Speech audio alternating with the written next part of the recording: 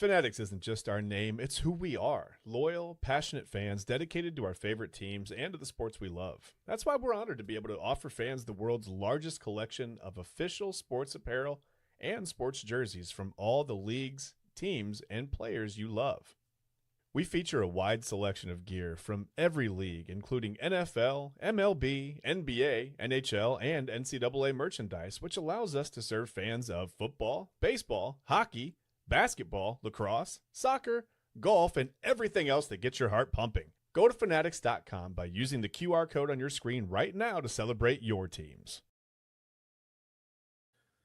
And there you go. And that QR code is over there by my man TK. If you see that on the other side of your screen, right by upper right hand corner of your screen. So, and you can actually, if you scan that QR code, that will take you to our affiliates page on our website for the Inside Edge Network, and that'll get you to all the places you need to go, man. You can take a look at all of our sponsors, and you can go to their websites and purchase anything you need. That aside, good morning. And it seems like we're having some Twitter issues again here, TK. We're not going out on Twitter, but we'll find out what's going on there. Anyway, good morning. It's good morning. Welcome to today's episode of Illegal Formation on the Inside Edge Network. I'm your host. I'm Chad Bryan. With me, as always, I got my man TK Dandridge. TK, man, we made it to another Saturday morning. I don't know how, but we did it. We made it through another week. This week was crazy, man. This week was a weird. So I don't know. One day it was 76 or whatever. That was great. It was almost 80 degrees, and then the next day it snowed. We had some storms and snow within about the same 5 hours of each other. That was fun. Severe storms, and then a little bit of snow. We really never know. Spring in Northeast Ohio is just about as unpredictable as the Browns, and we'll get to that later. We'll get to that unpredictability because we got to start with March Madness. We're in the midst of going from the Sweet 16 to the Final Four. We're going to figure out who we're going to have standing here, and just a little bit, just about maybe 36 hours or so. We'll know what's going on a little more. We're down to just a few teams left, right? We're getting there. It's this thing's progressing fast, man. From that start of the tournament, just that Thursday, that first day of the tournament, that I'm always excited for that, and then it just goes so fast. And now we're almost done. We got to talk baseball. Baseball's back, man. TK, baseball. The Guardians are back, kind of. Some of the Guardians are back. We got one Guardian on a tear right now offensively. Everybody else is kind of we're going to ease into the season a little bit, and that's okay. Sometimes you got to ease in, right?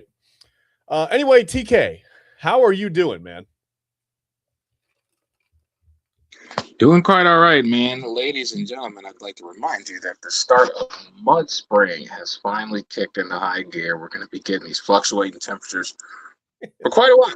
It's snowing a little bit right now, a very light drizzle, I'd say. Kind of thought it was pollen flying around. That's how light it was. But, give it some time. Spring will actually be here for about 3 weeks, and then we'll go to summer. So, yeah. Summer sounds nice because you're right.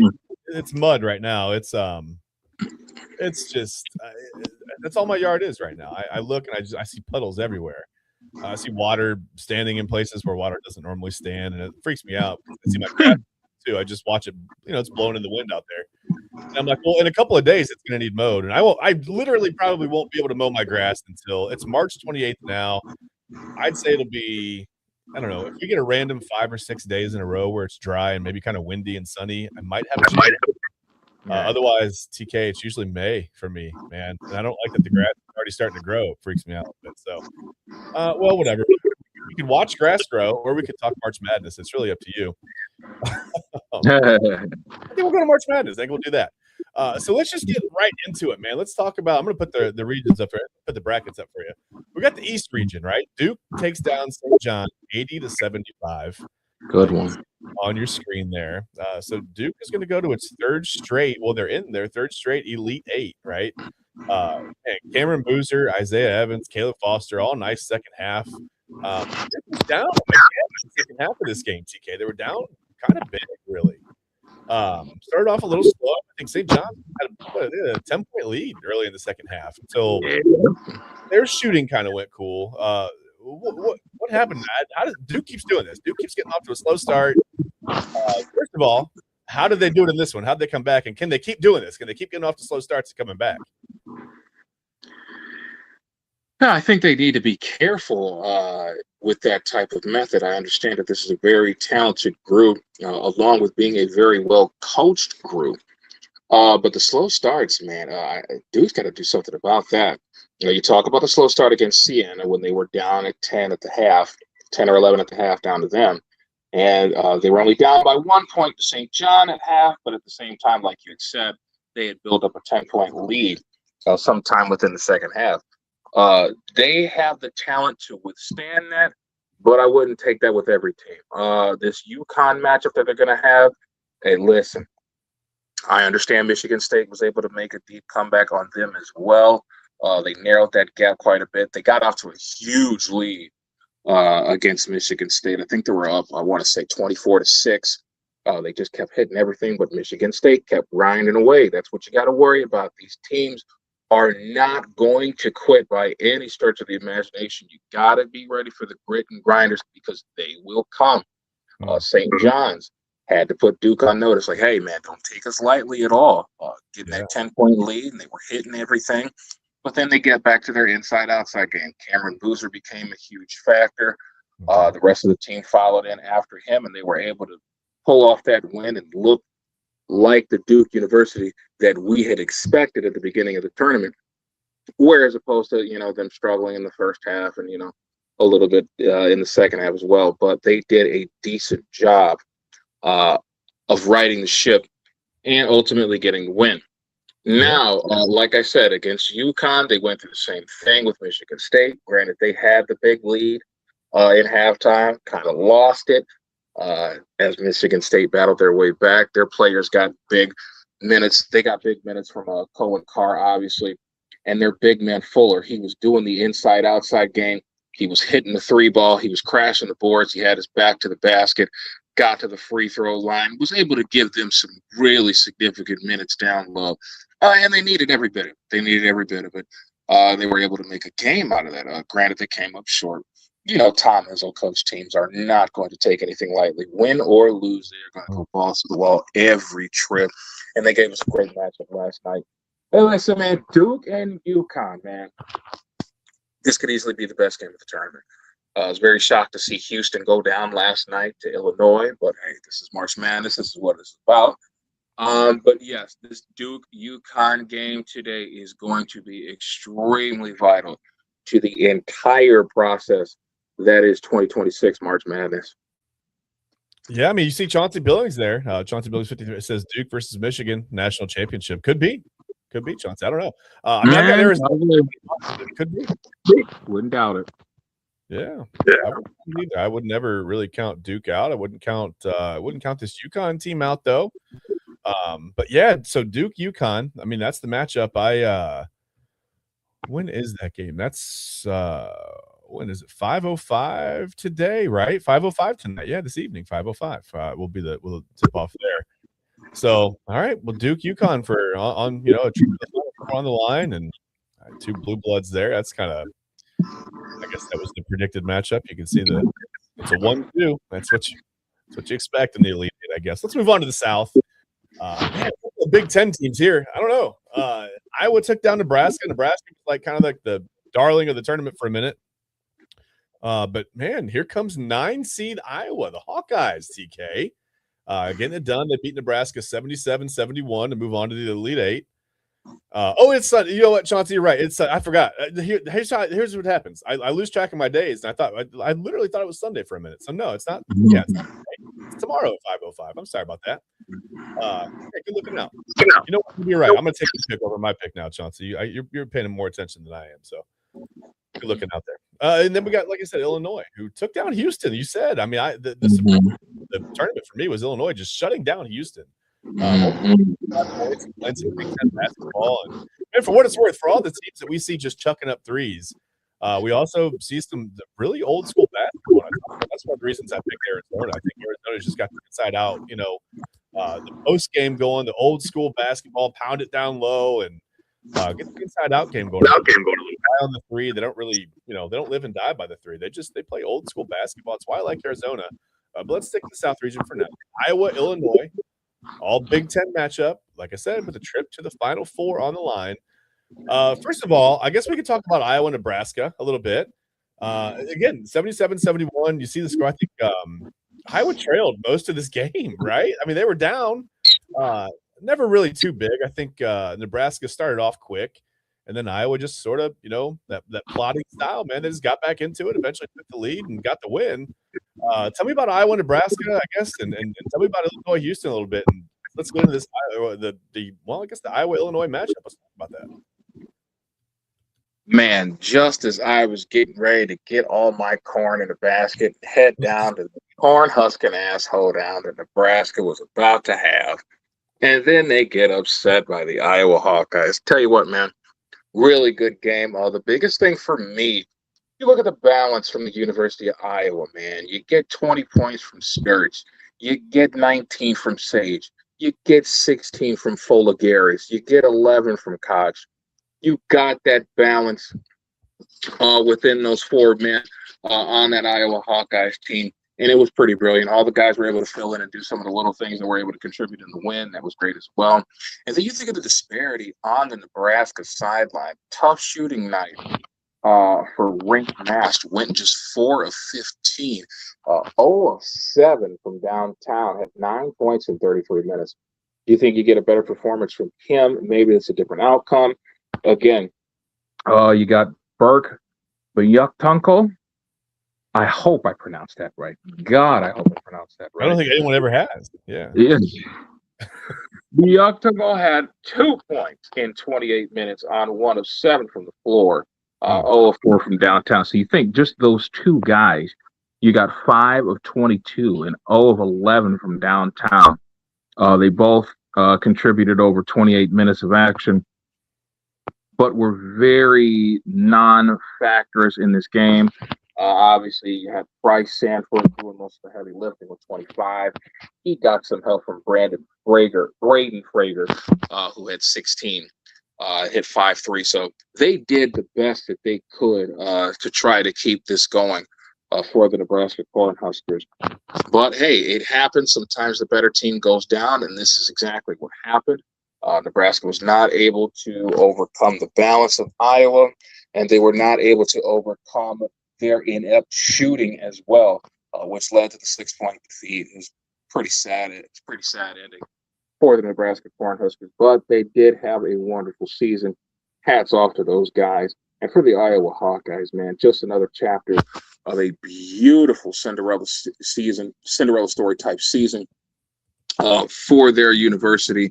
And I know their fans are all excited for this Elite Eight matchup. It's going to be a great one. Illinois, Houston. Again, you want to talk about guys being shut down at the right time.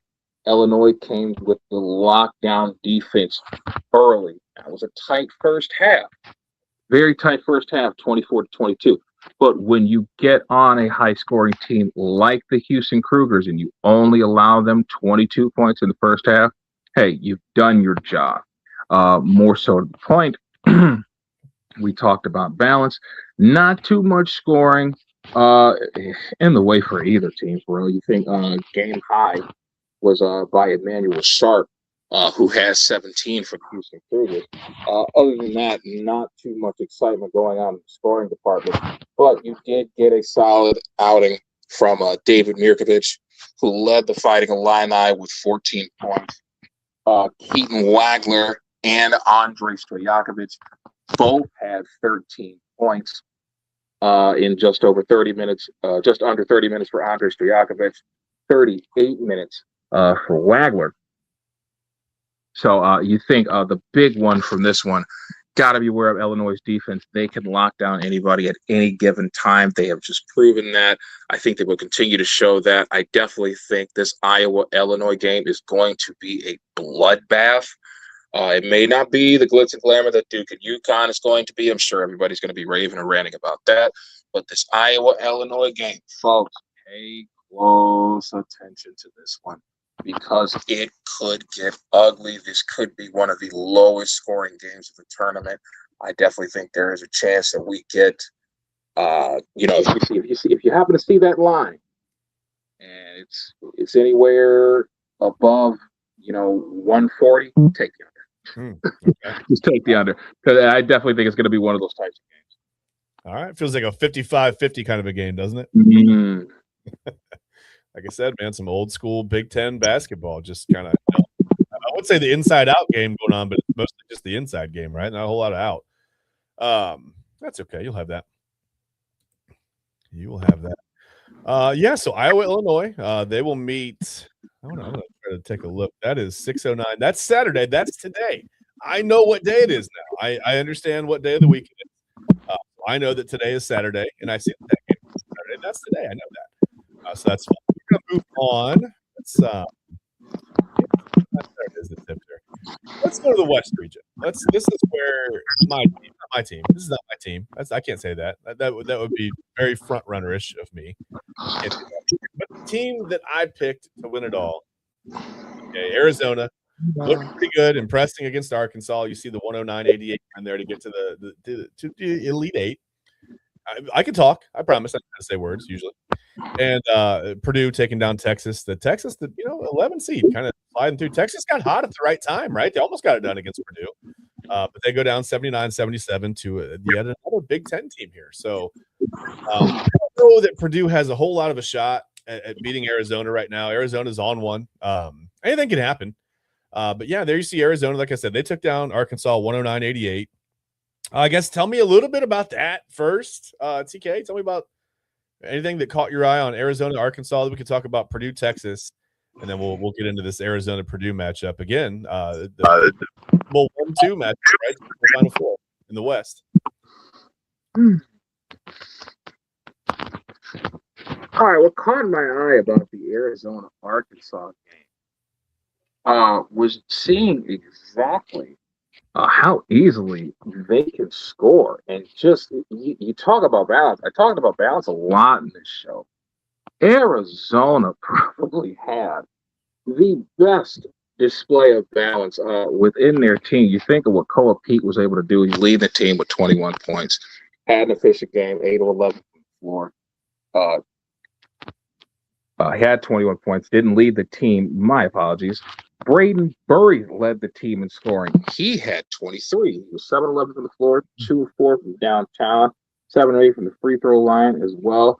Then you get 14 points from Jaden Bradley. You get 14 points from Toby Awaka. You get 14 points from Mateus Krivas.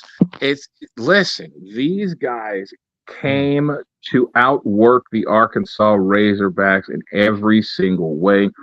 And what better way than to have 6 players in double figures at the end of the game and to drop 109 points all together? You overcame the storm. That is Darius Acuff Jr., solidified top 5 pick now in this upcoming draft. I don't care what anyone says. He's definitely going top 5 now. You overcome his 28 points in 37 minutes. You overcome Malik Thomas, adding 17 onto his. And it basically just kept everyone at bay. Granted, they still scored 88 points. You were able to outdo them with 109. So wonderful offense from the Arizona Wildcats from start to finish. Obviously putting up 54 points in that first half, and then putting up 55 in the second. Just keeping Arkansas at bay at all times and exhibiting that elite offense that we saw a lot in the regular season from the Wildcats. I don't expect them to repeat that again against Purdue, but that Arizona Wildcats offense is definitely elite. And I know Purdue is on notice for that, and they're looking for ways to shut that down and combat that the best way possible. It's going to be another good one. I definitely love what the Arizona Wildcats were able to do. And anytime you can do something like that against a John Calipari coach squad in March, that's something to be said for that. So, yeah, doing okay there. Well, the one thing that concerns me, if you're looking at it from a through Big Ten colored glasses, if you're saying, "Hey, I'm going to root for Purdue in this one because they're Big Ten. Those are my guys," right? Purdue was 14th in the Big Ten this year in 2-point defense, and we talked about Arizona does not rely on the three, so it's not going to take the Wildcats getting hot against Purdue to make something happen. They really just have to stick to what they do. And that's why I think I'm not going to say this one's going to get out of hand. I don't think it's going to be like a 109-88 situation. It could be, but I don't think Arizona is going to necessarily have any problem scoring against Purdue, and that's going to be a big problem for Purdue. I don't know that Purdue can necessarily keep up. And you talked about all the balance. I mean, they were balanced in every way. My goodness, man, right down to the box score. I mean, from individual scoring to the, like you said, 50, 54, 55 and a half. I mean, just unbelievable balance in Arizona. And if they're that balanced, that consistent, and that good across the board, they're going to be enough to beat really for anyone. Oh, yeah. I would expect Arizona again, not just because I have them in my bracket, but I would expect Arizona because they don't have to change who they are, right? To have the advantage against Purdue, I would expect them to just keep moving right along and doing what they're doing. And that game will tip off at 8:49 tonight. Again, I know what day of the week it is. Thanks to Chauncey in the comments. I appreciate it. Appreciate you looking out, man. I need all the help I can get. But yeah, so Saturday night is that tip. Tonight, 8:49. That's a late game. And I guess there's only really one thing to do. We got to move to the Midwest and talk about, this team that we don't really like, I guess, that much. And Michigan. Michigan's tough, man. Michigan's a good basketball team. I don't care. You can say whatever about, we're Ohio State fans. That's great. Man, Michigan looks like a legit top 2-3 team in the nation. They're really, really good. They take down Alabama again, and without Aiden Holloway. I know. I mean, they don't have their best player ever, but Michigan just handling business. You can't fault them for handling their business. They beat Alabama 90-77, and then Tennessee takes down Iowa State. I thought Iowa State might make a run to the Final Four, but here's Tennessee. They beat them by 14, and that was a little surprising that Tennessee pulled away. And I was just telling you before the show, I guess if you're a Miami of Ohio fan, you're not feeling too bad, right? I mean, whatever, your team went down to Tennessee, and now here they are on the cusp of the Final Four. I don't quite know if they have what it takes to get by Michigan, but we'll see. I mean, they defended the perimeter really, really well against Miami of Ohio. It's the only game I've seen of theirs in the tournament, to be honest with you. But yeah, they do it again. They beat Iowa State 76-62. So tell me a little bit about Michigan, Alabama. We'll talk about Tennessee, Iowa State, and then we'll get into this Michigan-Tennessee matchup for with a trip to the Final Four on the line. What do you think, TK? Yeah, again, the Alabama-Michigan game again started off very tight. Alabama looked great in that first half. Actually, they were able to, basically run the game that they wanted to run for a great deal of that first half. They scored 49 points, had a 2-point lead going into intermission. They looked really good. LeBaron Philon Jr. Was amazing in that first half. Finished the game with 35 points, 6 threes. But everything came apart for the Crimson Tide in the second half. Just 28 points. Michigan's defense was able to lock down. They were able to refocus and right the ship back to the way that they wanted things to go. And you think of the performances from Yaxel Lindenberg leading the Michigan Wolverines with 23 points. You got big production from Elliot Kaju as well. He had 17. Trey McKinney also had 17. Roddy Gale Jr. had 16. So, again, that B word, balance, is starting to come into play. And they got some solid play from Adai Mara, their big 7'5", 7'3" center in the middle, as he was able to do his usual, hanging around the basket, had 5 rebounds, had 4 assists too, but was able to do a significant amount of damage in a 3-way tie for the lead in blocks. He had 2 of them. Roddy Gale Jr. had 2 blocks, and Marez Johnson Jr. Also had a couple blocks as well. So you think with the ability to defend and to lock down and make those adjustments in the second half against a team like Alabama and to be able to win by 13, that is going to show you exactly what the blueprint is for the Michigan Wolverines en route to being a national champion. They are going to lean on that defense heavy. It's not going to be the only thing that they lean on. They do have offensive prowess as well, but I definitely think their defense is what sticks out the most. They're going to look to lock down the Tennessee Volunteers in this game. And I think this is going to be another one of those low-scoring games. I don't see any 90-76, anything like that going on in this game at all. So, look for another bloodbath out there in the Midwest region, Michigan and Tennessee. Yeah, Lindenberg almost had a triple-double in that game for Michigan. 7 assists as well, 23 points, 12 rebounds, 7 assists. So I thought that was impressive. And Tennessee just continues to get it done. I mean, again, I thought Iowa State was headed to the Final Four. I thought they were going to head right on through, maybe even take Michigan down. I thought they were a good matchup, but we won't know. They won't get there. So that game, that Tennessee Michigan game, that'll tip off 2:15 tomorrow. That's Sunday afternoon. So yeah, some pretty good games coming up here. Like I said, in the Elite Eight with the trip to the Final Four on the line. We will see what happens. We'll see. If I can just stay alive with Arizona, I might have a shot in our ESPN bracket challenge in our Inside Edge Network bracket challenge. I'm 6 out of 8 right now, people. I don't know, TK. It's not looking good for me, man. It's not looking great. I'm with you. But I'm gonna pull this bracket down here. But yeah, I don't know. It's like I said, as long as Arizona stays alive, if they can get to the championship game and maybe sneak a win in. This is their deepest run, by the way. I think in over 10 years. I think the last time they were in the Elite Eight was like 2015 Arizona. So a bit of a tick downward for that program. Just a tremendous success. Just a little bit for about a decade, but now they're back in the Elite Eight. Seems like they'll, they're pretty tough, TK. I'm not gonna say they'll have an easy shot at getting to the Final Four, but pretty good basketball team. So we'll see. We are gonna take a break. Before we do, I want to talk to you about our sponsors at Alley Rose Fragrances. I've got the candle. I've got the spiced apple right here. My wife's been burning the other candles in her office. My kids are trying to steal them. They think they smell amazing. We've already. I'm serious. You think I'm kidding? I got to hide children. AlleyRoseFragrances.com. Please head there and put this up on so you can see. For 20% off your first order, you're going to use that code Inside Edge 20, capital I, capital E 20. And if you've got kids, watch out. They're going to try to steal them because they smell amazing. All you have to do is open it. Like my kids come running, like, what's that smell? My wife was burning candles. They lasted so long. I mean, they're not the biggest candles, but they last such a long time. It's amazing.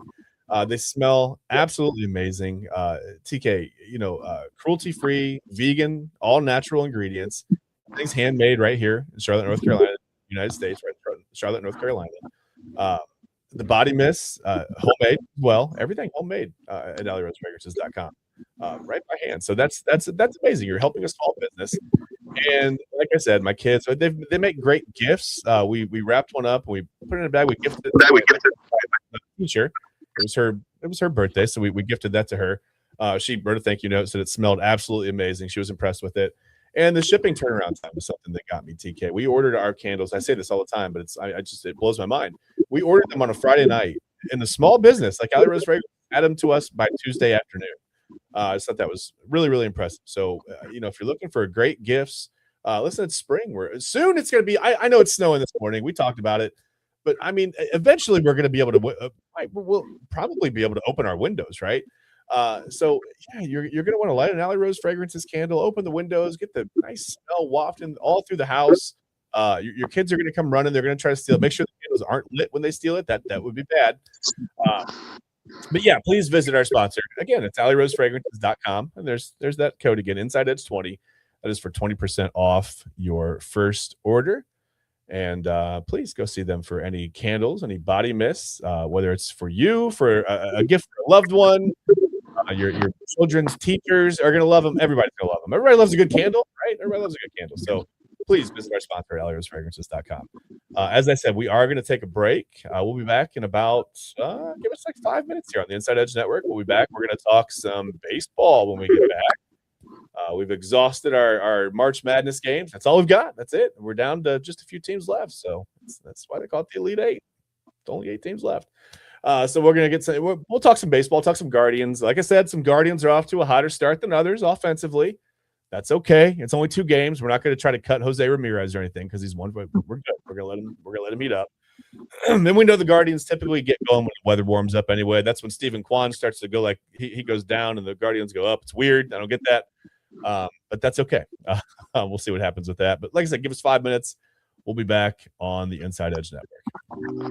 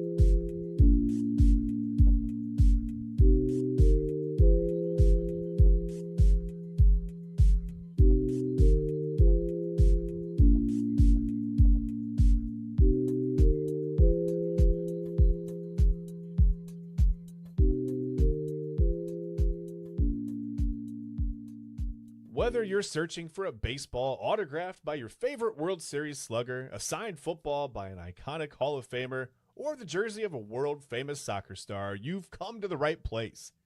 Here at sportsmemorabilia.com, the web's leading source of authentic sports memorabilia, you'll find more than 500,000 authentic products from nearly every professional sports league, team, and player.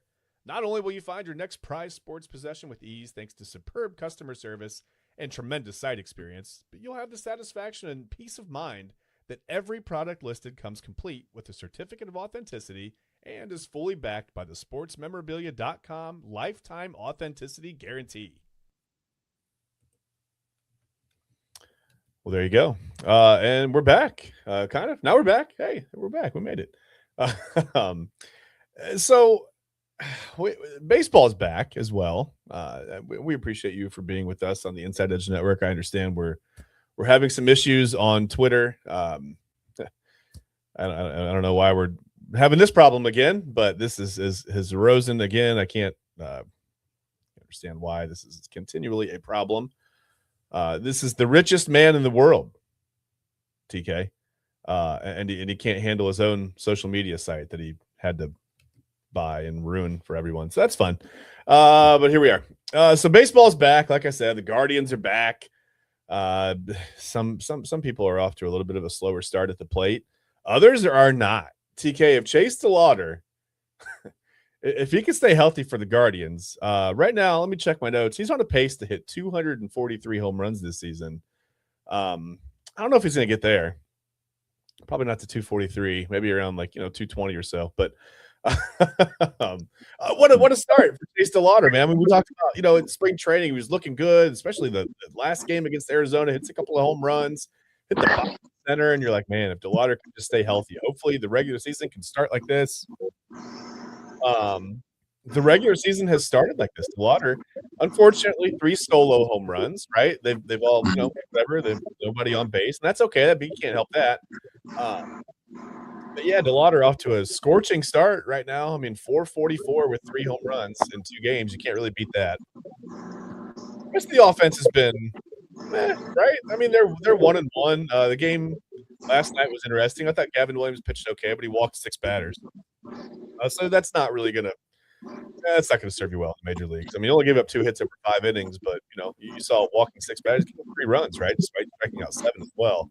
And like I said, some guys are off to a little bit of a slower start, and that's okay. You'll have that. I think, right now, Jose Ramirez is 1 for 9. Kyle Manzardo is 1 for 8 with about 5 strikeouts. So a little bit of a tough start for some guys. I don't know. I guess just have you gotten to watch the Guardians at all? I mean, what's your impression of just the first couple of nights of the season, and how are they looking? Have they surprised you coming out of the gate so early? I mean, it's 2 games in. It's ridiculous to try to guess what's going to happen for the rest. They could be 1-61 from here, and we'd go, wow, that was bad. But it doesn't matter. They're 2 games in. We can be excited about Chase DeLauder. We can be excited about some things. Tell me about the Guardians, man.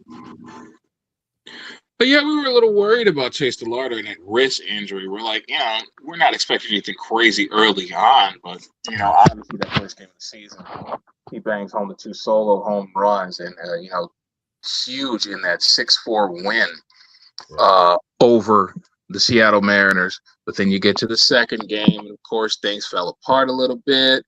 He still got a home run, he got a hit as well in his 4 at bats, but we lost 5-1.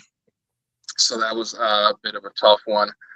Pitching, I liked how Tanner Bybee was in the first game. 5 innings, 7 strikeouts, only 3 earned runs, only gave up 4 hits. So, not terrible. Not necessarily, anything to write home about or, to get up in arms about.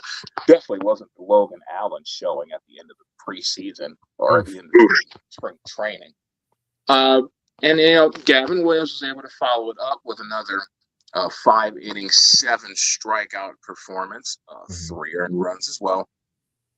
But you think, overall the offense, it still looks pretty stagnant outside of what Chase DeLauder was able to do these past couple of games. I'm not necessarily worried about Jose Ramirez. We all know the greatness that he possesses. Even at the age of 33, he'll be 34 towards the end of the season. Mhm. I do expect Reese Hoskins to make strides, make strides within this rotation, get a little bit more burn for him, because he had a rough 2025 as far as injuries were concerned, and we talked about that as well. Mhm. He's going to come along as well. I think for the first two games, they are right where they were supposed to be. Seattle was a very good team. Remember, they possess a ton of hitting. This is something that you have to combat against. They got the reigning home run champ and Cal Raleigh. You still got guys like Julio Rodriguez. They were able to sign Randy Rosarena away from the Tampa Bay Rays this offseason. And you got our old buddy Josh Naylor on there as well. New acquisition for them as well. Hasn't really done much so far. But this is a team that is well-rounded and does a lot of scoring. So that's a lot that you have to prepare for. They were able to get 4 runs against us in game 1, got 5 runs in the win against us in game 2. So to be quite honest, I think we're right where we need to be. Pitching hasn't been god-awful. You expect much of the same from both Tanner Bybee and Gavin Williams. To be able to put together those solid innings of pitching. Granted, the strikeouts, don't necessarily match with the, total outs, and they're not going to all the time. But at the same time, your pitchers are doing the best that they can to combat against these great hitting teams. I definitely thought Tanner Bybee was solid, as was Gavin Williams. Just need a little more from the offense, and I think it will come 2 games into the season. No need to panic just yet. Got 160 more to go. Yeah, plenty of stuff. Reminds me of Major League when they're getting ready for the opener, and Charlie Sheen, is Ricky Vaughn sitting there, flipping the ball up to himself. And I think it was Jake Cutler's like, "Hey, relax, bro. You got 160 more to go." But it's like plenty of season to go right now, man. But yeah, hopefully, you don't want to see Gavin Williams walking 6 guys to start. That's going to be, it's gonna be tough to keep runs off the board after walking 6 batters in a game and a start, especially in the major leagues. You're going to have some issues. But yeah, you brought up Reese Hoskins. I mean, he's hitting 5. He's 3 for 6 early with the double. So it seems like he's, at the end of spring training, he was starting to, I think, put the bat on the ball a little more consistently. And Hoskins is going to strike out. He's a guy he's going to swing and miss. It happens.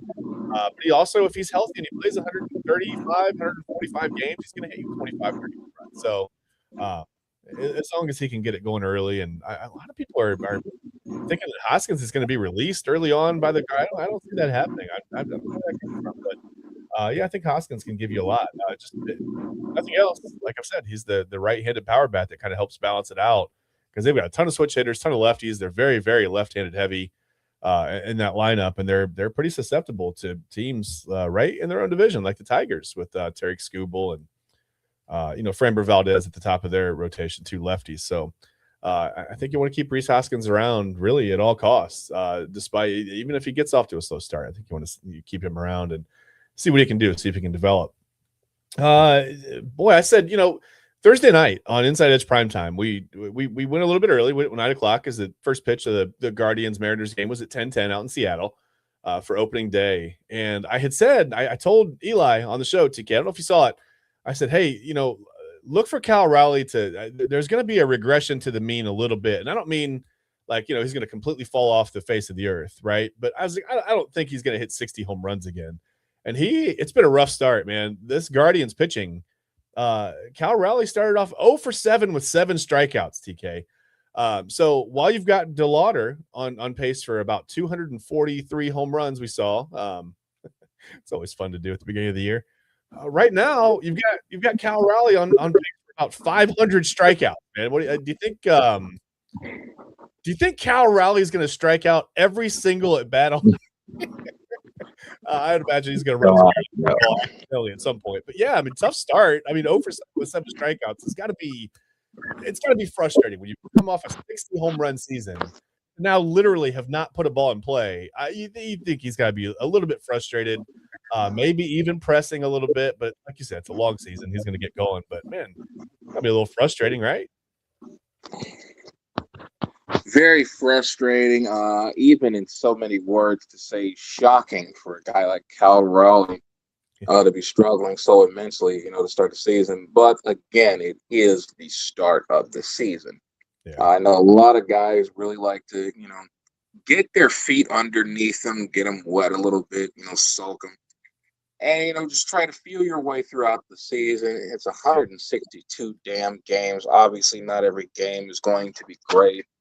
If he does happen to strike out 500 times, his contract needs to be rescinded, and he needs to give back every dollar that he has spent, which might leave him in a bit of a dire straight position if that was to happen. But we all know good and well that is not going to happen to Mr. Raleigh. Not a chance in hell or heaven, for that matter. This is a great hitter. This is a multi-time All-Star. This is one of the best players in the game. He will figure it out. Just got to give him a little bit of time. That would be the Chris Davis version of Seattle. Find that, whatever, and then never hit again. No, I don't think that's gonna happen. But if he does strike out 5, I think I agree with you. Maybe cut him. He'd be a heck of a slow pitch softball player, man. I think he'd be a fun guy. But yeah, that's a tough start for him. 0 for 7 with 7 strikeouts is definitely a tough start. Yeah, I don't think that's going to keep going. But like I said, I do expect him to regress to the mean a little bit. I don't think he's going to hit, 55, 60 home runs. I mean, 45 to 50, sure.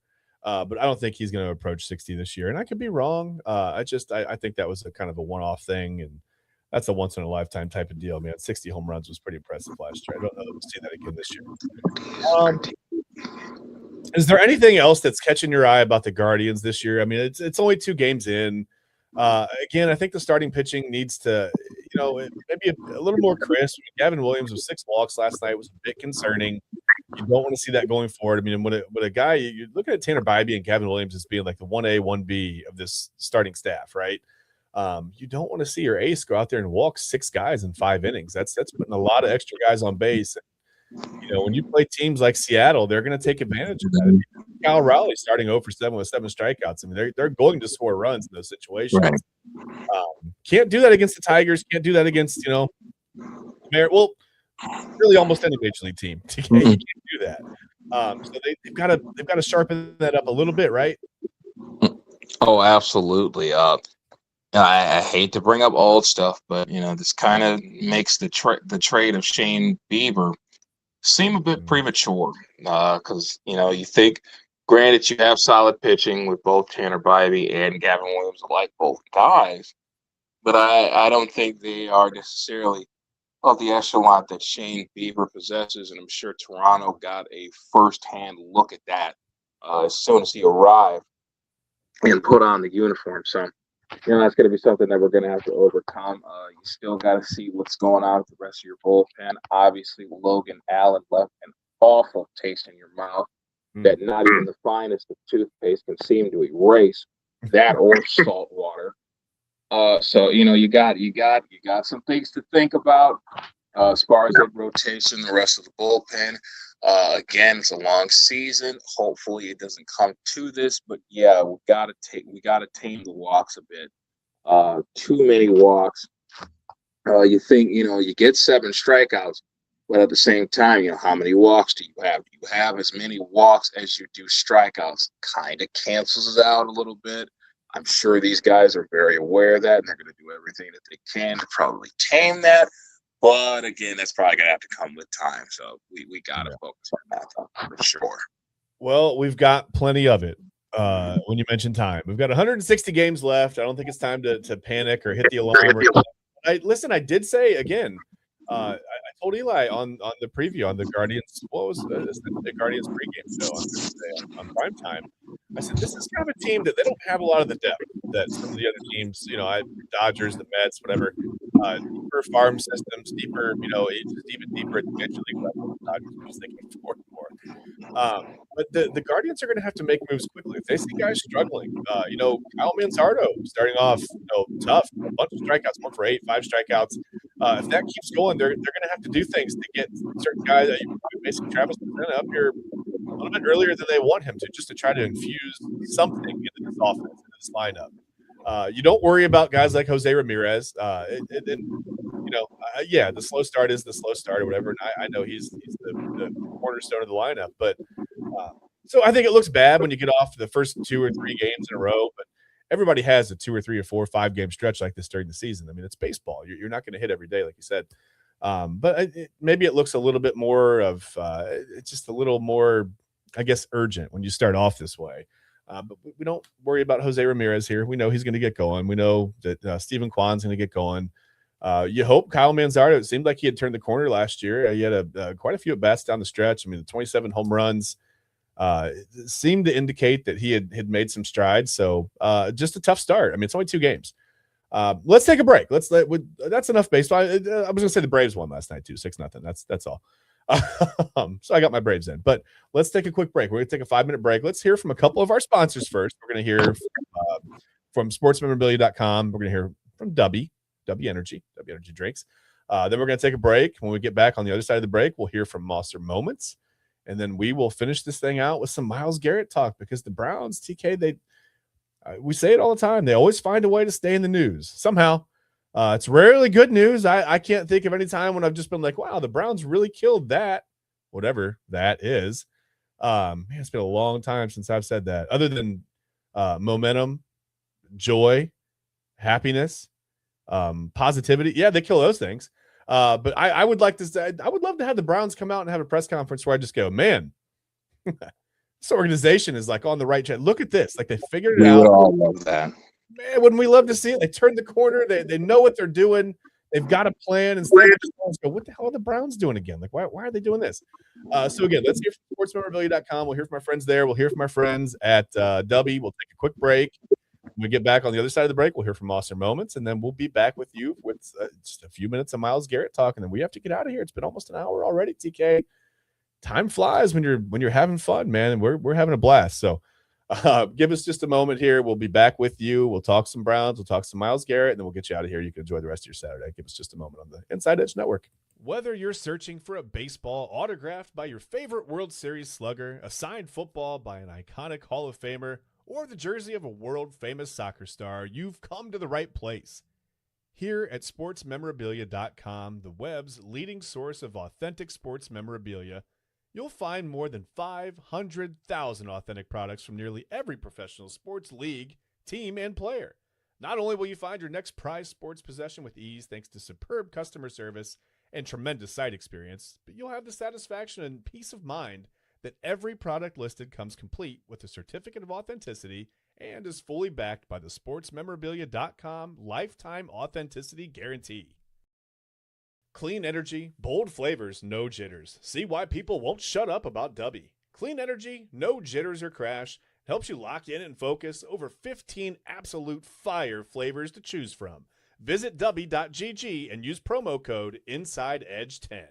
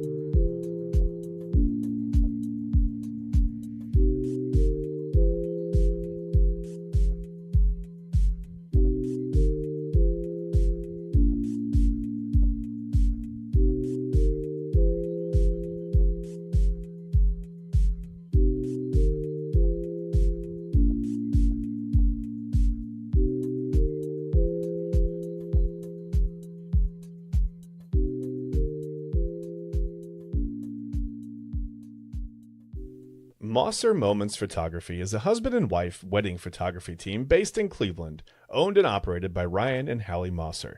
For the past 10 years, they've captured more than 100 weddings across Northeast Ohio and beyond, always working together as a true two-person team. Their style centers on authentic, emotional storytelling, documenting the real moments between two people in love and creating images that feel natural, comfortable, and true to the couple. Rooted in Northern Ohio, but inspired by their travels, Ryan and Hallie bring a warm, personal approach to every wedding day. Their work blends experience, consistency, and a genuine passion for helping couples relive their best day through timeless photography. Learn more at MosserMomentsPhotography.com. Well, there you go. And if you've got a big day coming up, and enough time or so, I mean, go to Monster Moments and check them out and get a hold of them. They do a great job. They'll definitely capture your day. I am sure that you'll be happy with your choice. If you're looking for sports memorabilia, sportsmemorabilia.com. If you need some energy, just need something to get you through these muddy, snowy spring days, visit our sponsor, W.GG, and use that code InsideEdge10 for your order. Again, sugarless, crashless, energy. It's all natural ingredients, not the stuff that you see in some of the other energy drinks. So, no jitters, no crash. That's good. No sugar's good. Zero sugars is really good. So if you need some energy, go see Dubby. Need some memorabilia, it's sportsmemorabilia.com. Just remember the QR code up in the top right corner of your screen. If you scan that with your phone, that'll take you to our website, to all of our partners. You can look at all of our sponsors on the Inside Edge Network, whom we appreciate very, very much. We couldn't do this without them. Couldn't do it without you. So again, scan the QR code and go check it out. If you're going to buy some gear, why not do it through our affiliate code? Might as well help us out too, right? You're going to get it. You're going to get your baseball stuff. You got to get your Guardians gear. You got to get your whoever gear, right? So make sure you just, like I said, scan the QR code, visit our partners and help them out. Keep them in business, please. Please help them out. So TK, listen, somebody needs to help the Browns out. We need to get a QR code so you can go to the Browns and just, go right into maybe there's like a suggestion box or something for the front office, ownership, whatever, whoever's responsible for all this nonsense. So just try to make me understand how the Browns can say these things publicly. Okay. So first of all, we talked about it here. We've talked about it on a couple of different shows. The Browns have proposed a rule change, okay, that will allow NFL teams to trade draft picks up to 5 years out now. Currently, it's 3 years, 3 seasons. They want to move it out to 5 years. So they obviously have something up their sleeve. They're thinking about something, right? Sounds like some Kobe Altman stuff, right? Let's go get LeBron and we'll give up, 55 first-round picks until the early 3000s or whatever. It's fine. We don't need to do anything for the next millennium. It's fine.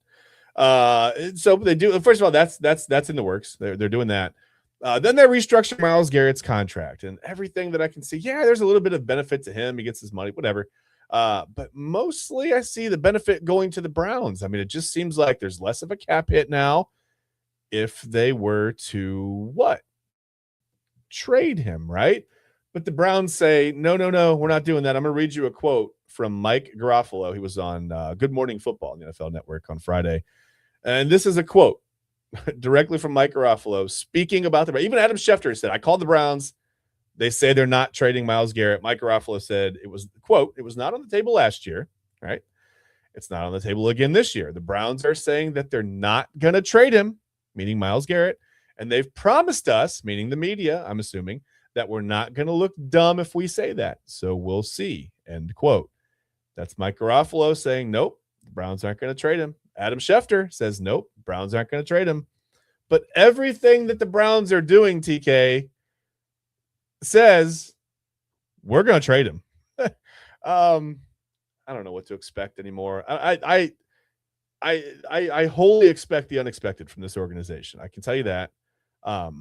But now this feels expected. So I don't know what to do anymore. I just said I expect the unexpected. This feels expected. What do I expect? I don't know. I don't even know what my own thoughts are on this. They've confused me so damn much, DK. I don't know if they're going to trade him. I don't know if he's going to try to play baseball I don't know what's going on anymore with Myles Garrett. I have no idea. Please tell me what they're doing makes sense. Please tell me that this has some kind of financial advantage to the Browns other than trying to trade him for 5 years of picks. I make it make sense to me, please. Or at least it makes me it makes sense to me. Just make me feel better about it, I guess. Well, I'm gonna try to be as positive and as professional about this before I crash out. Good luck. So, good luck. We're gonna tackle about this. Granted, you want to push the roster bonuses back to the tail end of August after roster cuts. Yes, I do understand that it gives us a bunch of flexibility for the future, in case we wanted to do some type of trade, or if we possibly wanted to continue our free agency haul. Maybe this helps in the future. You can also have a few extra dollars to sign your draft picks as well, which I'm sure will be above the number 8, because we only had 7 last year.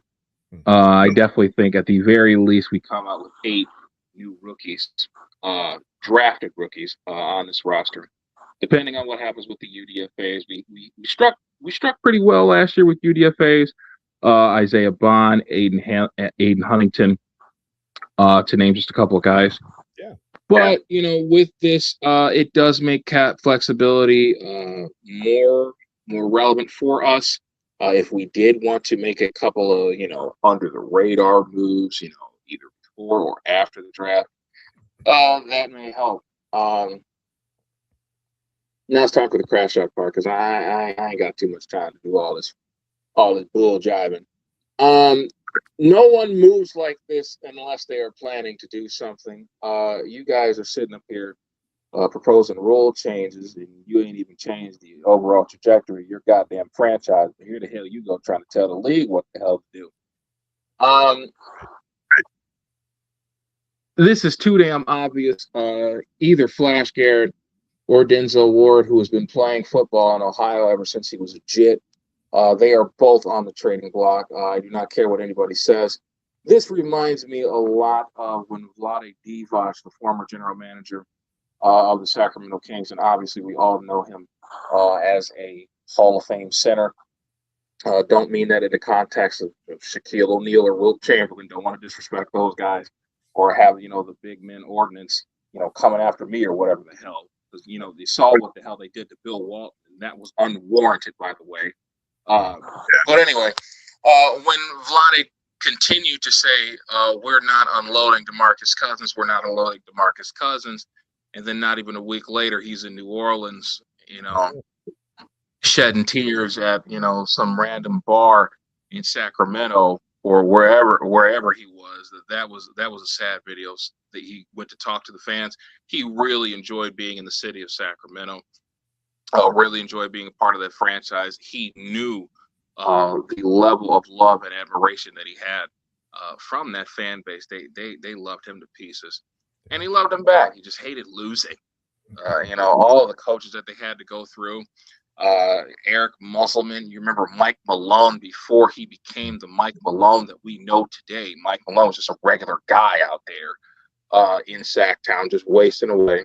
Obviously, the Reggie Theus experiment was freaking terrible. And this feels like a lot of that. This feels like, Andrew Berry wants to be the Black Vlade Divac and, lie to our faces and say, oh, we're not getting rid of our quintessential box office player. When in reality, all the moves that you're making up to this signal that, yeah, not only could he be gone, we got another one that happens to be a top 5 player at his position. I don't give a damn what nobody says.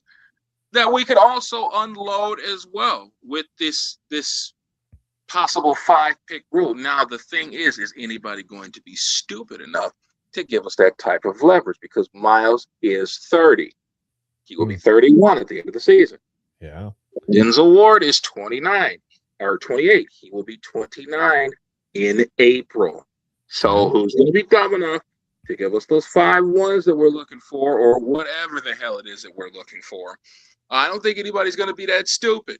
They still have the recollection of the Deshaun Watson trade in which we've screwed up. I think We were very close to replacing Mike Lynn as the worst trade of all time. Andrew Berry kind of got off the hook there because the Houston Texans weren't able to do shit with anything that we gave them.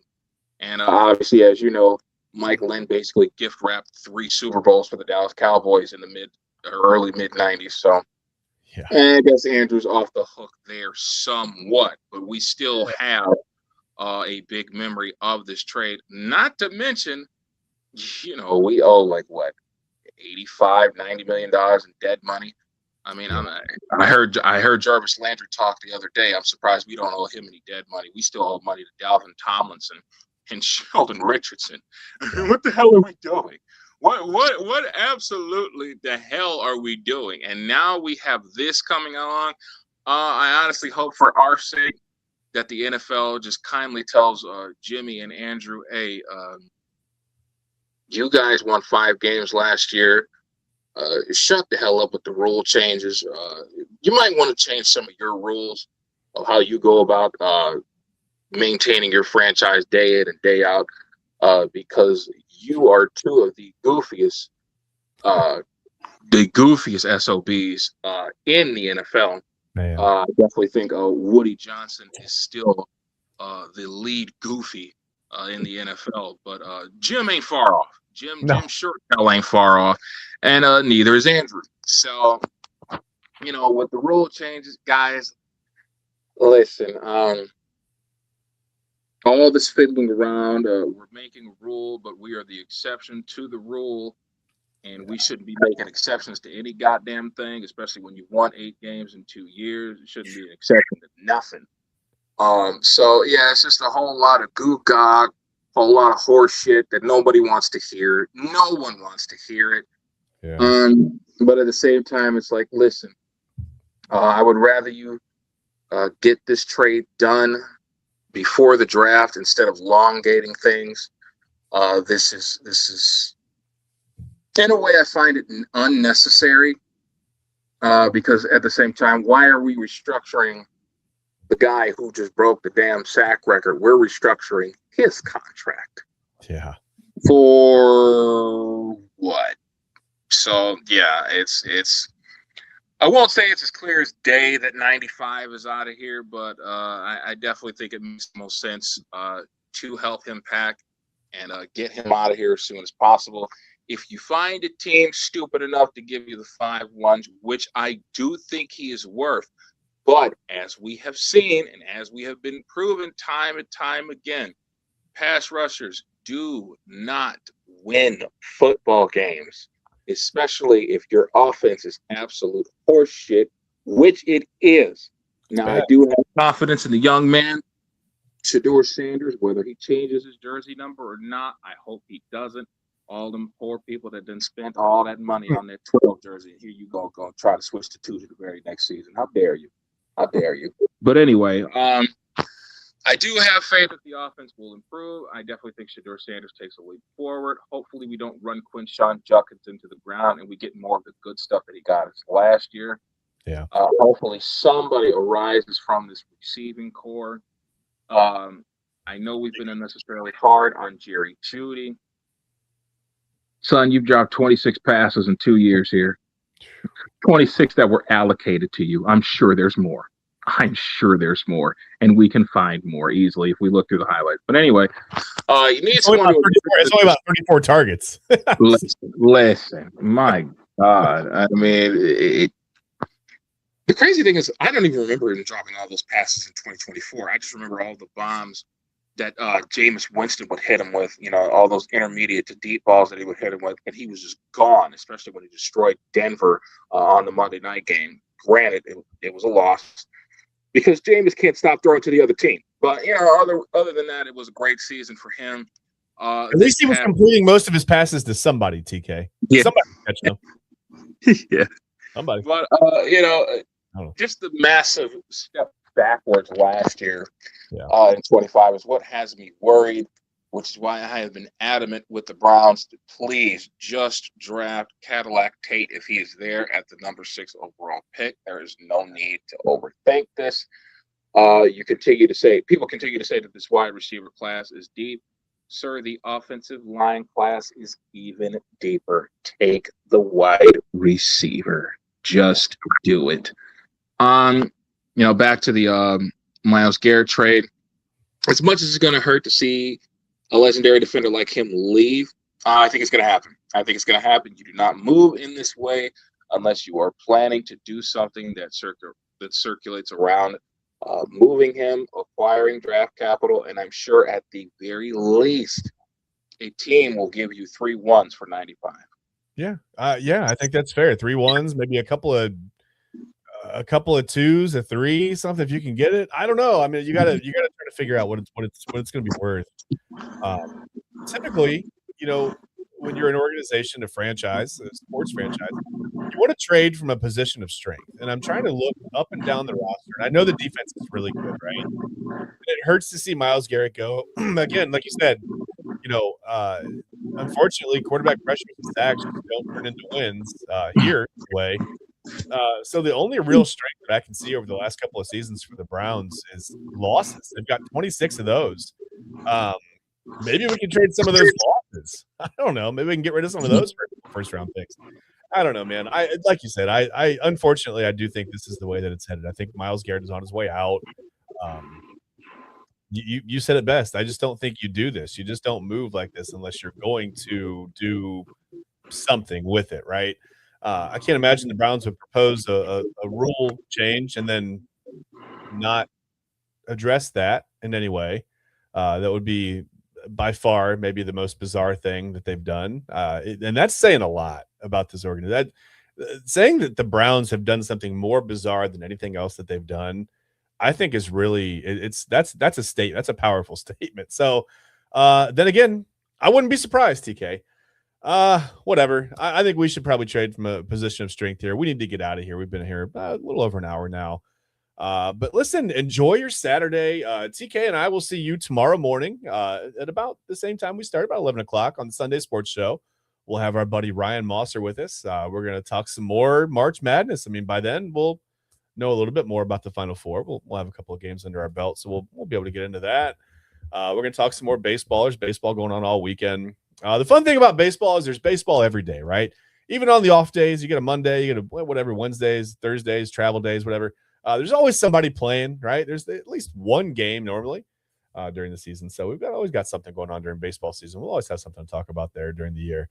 But until then, it's right now it's Myles Garrett watch, right? We're waiting to see if the rules get changed in the NFL, if the Browns are going to try to trade Myles Garrett for 97 first round picks or whatever to the Colts.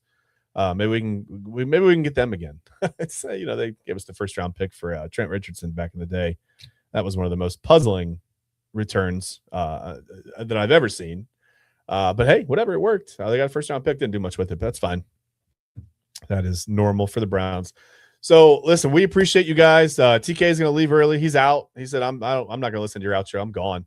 I don't blame him, whatever, but we appreciate you guys. We appreciate all of our sponsors here on the Inside Edge. Oh, he came back. You came back, man. I thought you were just done. I thought you just don't want to hear me talk anymore. I don't blame you. Sorry about that. This freaking Wi-Fi is just ridiculous. You're all good. It's been fine lately, but we're all good, man. Hey, listen, I'm having all kinds of network issues. Like I said, for some reason, we're not really out on Twitter. Who knows if that's me, a you, and us thing? I don't know. I have no idea.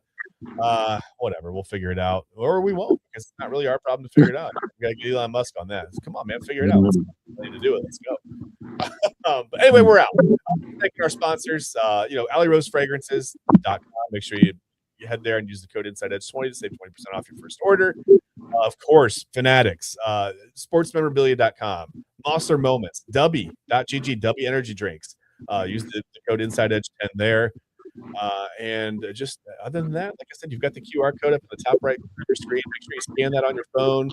Head to our affiliate page. You can see all of our sponsors. You can go right to their website and order anything that you need, whether it's energy drinks, sports memorabilia. You can hit up Monster Moments for your big day. If you got a wedding, you got something coming up that you want them to document, you can get a hold of them. You can go to Fanatics. You can get your maybe new Shedeur Sanders jersey. You can get your Myles Garrett, Eagles jersey when that happens, or whatever, wherever he goes. Boy, wouldn't it be funny, TK? Wouldn't it be hilarious if they traded him within the? What if they traded him to like Baltimore? I hope they wouldn't be that dumb. I hope they wouldn't be that dumb. I wouldn't rule anything out. I would never rule anything out. Hey, listen, we're getting 4 first-round picks back. I don't care if we got to see them twice a year for the rest of eternity. Well, man, I wouldn't rule anything out. So just take that with you on your weekend. But again, we appreciate you guys. Couldn't do it without you. Hopefully we'll get the Twitter thing figured out. I don't know what's going on with Twitter. I still haven't seen us on Twitter all the whole show. So no idea what's going on there, but hopefully we'll figure that out soon. And then, like I said, stay tuned. I think we've got an episode of Real Talk with Papa Moon coming later today. It's going to be a great one. You're not going to want to miss that. We'll be back with tomorrow. We've got the main event. We'll be back Sunday. I incorrectly said that the main event would be going last Sunday. They were taking a day off. Everyone was on vacation. They were traveling. They were doing some things. So I'm sorry about that. I got excited, but I believe they'll be back with you Sunday night. We'll be back with you Sunday morning on the Sunday Sports Show. And then all week, so much programming on the Inside Edge Network. Don't miss it. Please give us a follow. Follow us on Twitter, on YouTube. We're on TikTok. We're on Instagram. We're on Facebook. Just search Inside Edge Net, and you will find us. Give us a follow. Give us a like. Subscribe. Do whatever you need to do to make sure that you are always aware of when we're going live or when we've posted some short-form content that you might want to engage with or whatever it is. That helps us a ton. We are a very grassroots operation. We're doing everything from the ground up. So when you follow us, when you like, when you subscribe to things, that helps us grow. We can bring you better content in the end. So that's what we want to do ultimately. Again, thank you guys for watching. We will see you. Enjoy the rest of your Saturday. We'll see you tomorrow morning on the Sunday Sports Show. TK and Ryan Moster and I will be there. TK, man, great show today. I'll see you, buddy. Have a good week. Brother. Later on.